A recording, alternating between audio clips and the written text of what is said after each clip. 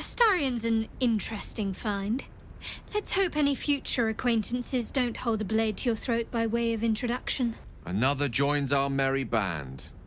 We'll need to keep our wits sharp around him, I think. Astarion has a certain swagger, don't you find? An interesting fellow. Nice hair to boot. The Imperious elf's got the red eyes and pale skin of a white. And I'm not convinced he's any more trustworthy. I've got my eye on that rogue. For a few reasons. He's not infernal, at least. But there's something else about him. Let's hope whatever's going on under that impressive mop is good news. Beneath her forbidding countenance, I sense this cleric will prove quite the companion. A wise decision to let her join us. Mysterious, that shadowheart. And mysteriously endearing. Behind those eyes lurk uncountable secrets. Shadowheart's a funny frog. I like her fringe, though. Very blunt. Shadowheart. Shadowheart. I'm sure her parents meant well, but the name's a little ominous, isn't it? Unless she chose it herself. Which is even more worrying, honestly. Mark my word, the half-elf's an abyss of lies and secrets. Shadowheart indeed. lae'zel has a dangerous look in her eyes. Let's just hope she reserves those impulses for any common foes. I am enjoying the latest addition to our little group. lae'zel is delightful.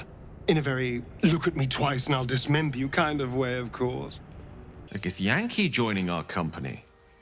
Not a collaboration I'd have anticipated, but a welcome one nonetheless. I bet lae'zel is absolutely lethal with that sword.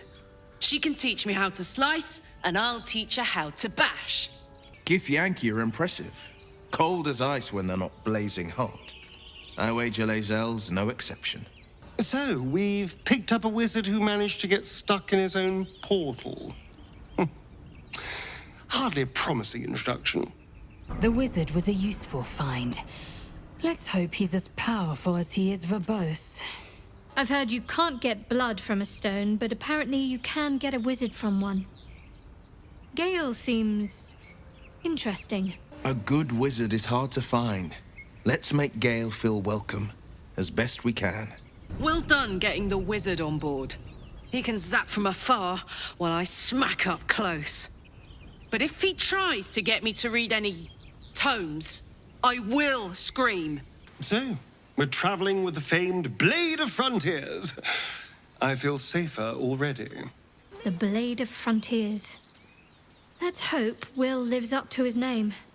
We'll need all the help we can get. The Githyanki people have a word for men like the Blade of Frontiers. Karlach. Roughly translated, idealist do-gooder. Or better yet, benevolent burden. His confidence is an asset. His pursuit of valor, not so much. I've known a few warlocks in my time. Talented, of course, though sometimes too eager to listen to the devils on their shoulders. Comes with the territory, unfortunately. Glad Wyll saw sense. Even more glad he decided to stick around. Takes a pretty slick mover to track down old Karlach. Not so much a story as a pantomime. And I've played my part all too poorly. I thought we were going to see some real sparks fly between Wyll and Karlach. It's almost a pity things ended so amicably. Seeing those two duke it out would be fun. Karlach's got the brawn of a warrior and the wiles of a survivor. Best of all, she speaks her mind plainly and fully. Show her due respect. Karlach and Wyll seem to have put their differences aside. I thought it was going to come to blows for a moment. A devil and devil hunter standing shoulder to shoulder against a common enemy. Rather poetic, I think.